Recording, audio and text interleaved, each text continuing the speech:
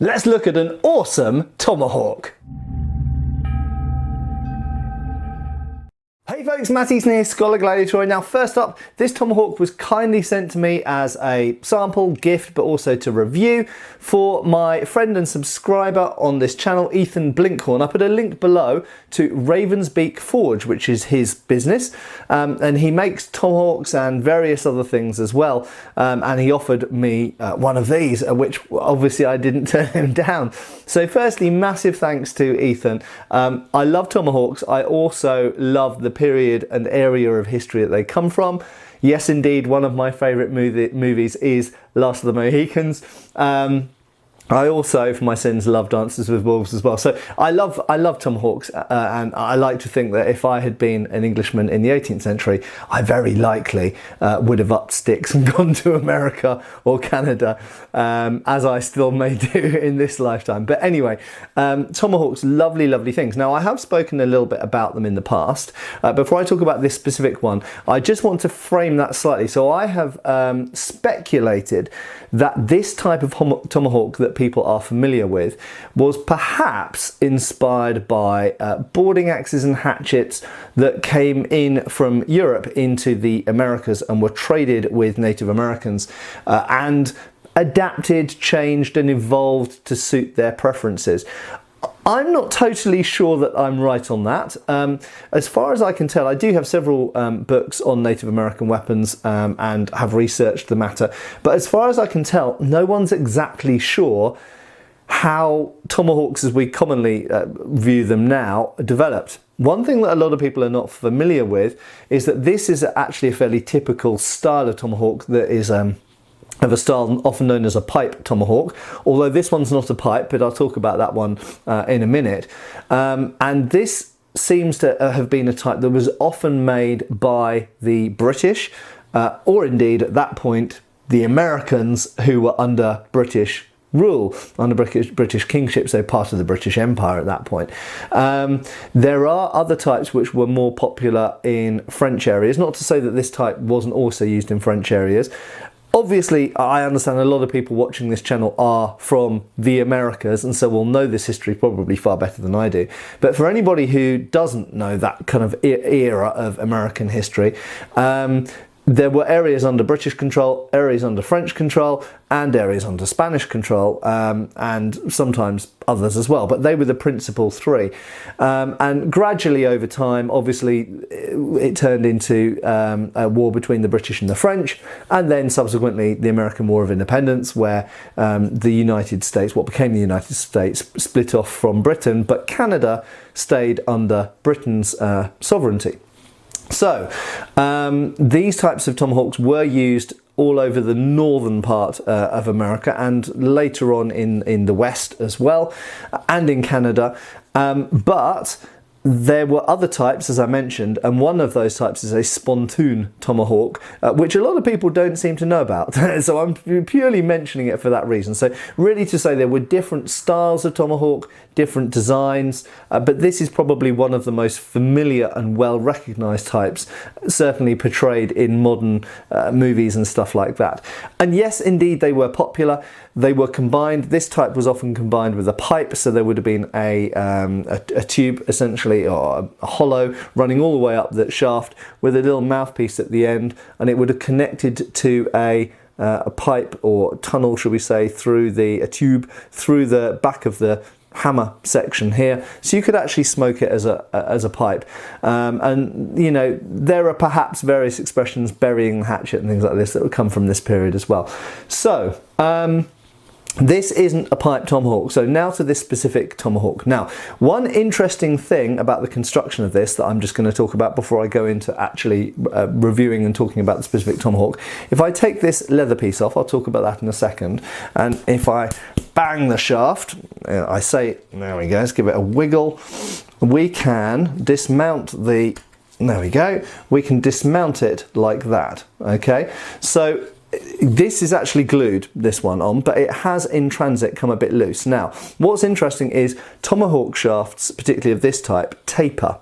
Now, an interesting detail, I often talk about medieval weapons on this channel, is that in the modern world, we're used to people ramming wedges and such like into the top of a shaft here and actually putting the axe on from the top and then putting a wedge in. But actually, it seems like even Dane axes and a lot of axes from medieval and early medieval sort of so-called dark age period were actually fitted in this way, and they actually slide up from the bottom so the shaft flares towards the end, so there is no possible way, unless the shaft snaps, that the head can come off the shaft. And this is how a lot of, I would say most, maybe not all, but the vast majority of Tomahawk heads are actually fitted on the shaft, and that's how this one is fitted. Ethan has actually put on this rather nice leather thing on here, and I'll talk about that in a second. So first up, Ravensbeak Forge, and Ethan himself makes these out of, wait for it, ball peen hammers. That's right, so it's a great recycling of material here, and so he hunts around for old ball peen hammers, so they're pretty good steel for the most part.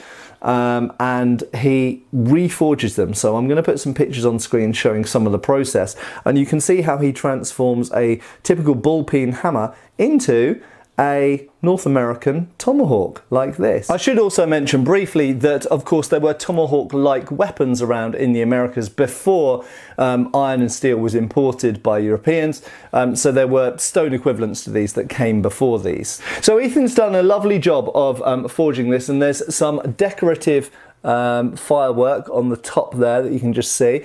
You can see that he has left a blued finish, and you've got some hammer marks which are an aesthetic choice on his part.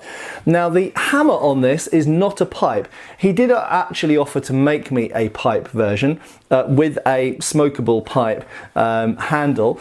First up, I don't smoke anymore. I didn't used to smoke, but in some ways it would have been nice, I guess, to have a pipe Tomahawk that we could have tried out and give me an excuse to smoke some tobacco. But I said, you know what, let's just go with a solid shaft and a hammerhead. Now, I honestly, hands up, I'm not sure whether there are any originals made like this of this form with a solid hammerhead. So this might just be a modern interpretation on my part and his part. But in functional terms, it works perfectly well as a hammer, of course, so I can use this as a hammer, and it also gives some degree of balance to the hatchet blade. Now the shaft is made of hickory, but you can see that the hickory in this case is very nicely shaped. It's a teardrop shape, incidentally, so you can index the edge perfectly, and you'll notice the eye is correspondingly teardrop shape.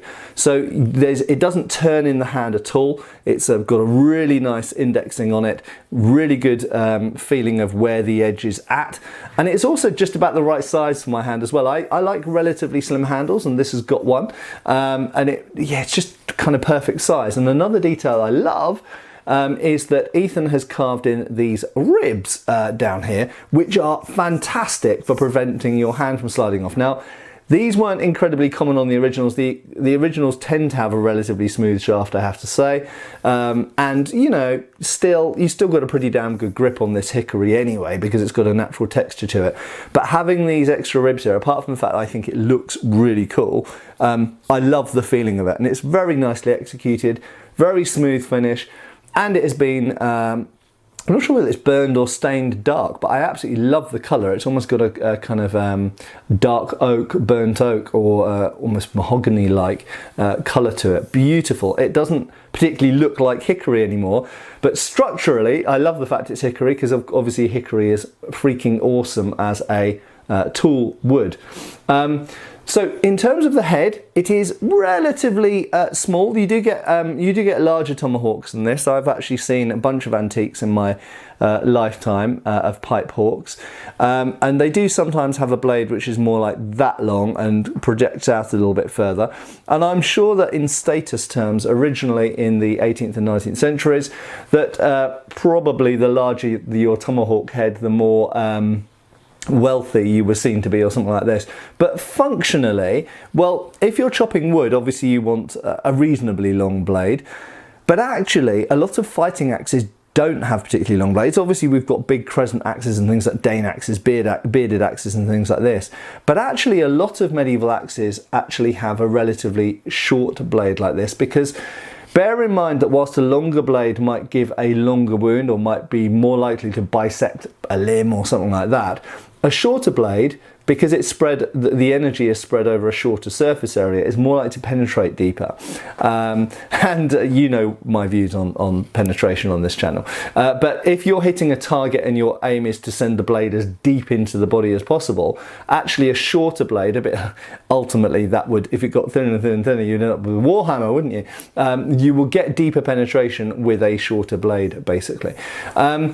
One thing I should mention as well, Ravensbeak Forge is, I don't think you'll be able to, you maybe just about see it in this light, you'll see that the name is put on there. I think it's probably etched by the look of it. Not sure actually, that might be hammered in. But anyway, very nicely done. Now in terms of this leather collar up here, I'm actually not sure of Ethan's thinking behind that leather collar, and I've never seen any originals. I imagine it's to make it more comfortable to grip up here if you're doing something like making kindling or something, if you're using it as a tool, but you can absolutely have that without and take it off. I've got to say, aesthetically, I probably prefer the look of it without the leather collar on, but it is a very nicely made leather collar, so I have left it on there for now. And of course it does prevent that head, if it comes loose, from sliding down and hitting you in the knuckles down here. So I guess it has some kind of safety benefit to it as well. One thing that I did actually consider when I was thinking about this leather collar and what my opinions of it were that actually these were often worn through belts, usually without any form of collar on there, just slid through the belt and there we go, that's good enough.